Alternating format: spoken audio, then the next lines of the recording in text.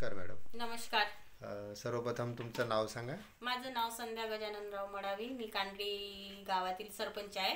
अच्छा, तर तुम्हाला धन्वंतरीचे जे प्रॉडक्ट्स आहेत तर काय प्रॉब्लेम होते? हे म्हणजे ना माझ्या मुलीला डोक्यामध्ये म्हणजे खूप नेहमी कोंडा व्हायचा, तर त्याच्यामुळे मी धन्वंतरीचं तेल वापरलं, तर याच्यामुळे मुलीला खूप फायदा आहे. कोणतं तेल आहे? सौम्य हेअर ऑइल. सौम्य हेअर ऑइल नाही का, आणि सोबत याच्या shampoo, green tea shampoo green tea shampoo पण वापरला आहे. त्याच्यामुळे खूप याचा फायदा झालेला आहे.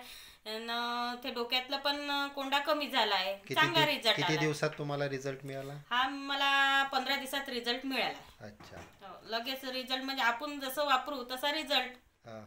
म्हणजे पूर्ण डोक्यातला कोंडा वगैरे हो क्लिअर हो झाला. हो, ते म्हणजे यूज करायच्या वेळेस थोडंसं घासून वापरायचं डोक्याला. आणि याच्याबद्दल तुम्हाला कोणी माहिती दिली?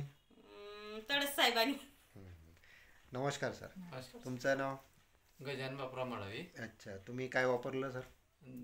औषधी वापरली. औषधी RPH 76. RPH अच्छा, म्हणजे शेतीसाठी पूर्ण तुम्ही. शेतीसाठी पूर्ण. तर काय रिझल्ट आला शेतीमध्ये? 12 क्विंटल व्हायचं तर 16 क्विंटल झाला सर. अच्छा, म्हणजे चना जिथं 12 क्विंटल व्हायचा 16 क्विंटल तिथे 16 क्विंटल झाला. अच्छा, आणि किती फवारण्या मारल्या होत्या? 4च फवारणी मारल्या. 4 फवारण्या, म्हणजे रिझल्ट चांगला आहे. चांगला आहे. चना आपण वावरात पाहिलं होतं दोनदा येऊन, हो. पाय ठेवायला जागा नव्हती. नाही. म्हणजे तुमचा रिझल्ट चना जिथं 12 क्विंटलच्या ठिकाणी 16 क्विंटल झाला. म्हणजे आणि दाना कसा होता? दाणा खूप चांगला होता. दाना एकसारखा चांगला, एकसारखा झाला. म्हणजे कुठल्याही प्रकारचं नुकसान नाही झालं. दाना त्याच्यात खराब आलाच नाही, हिरवा वगैरे दाना छान आला, एकसारखा. अच्छा, आणि ही सगळी माहिती तुम्हाला दिगंबर तळस यांनी दिली, म्हणजे मी दिली समजा.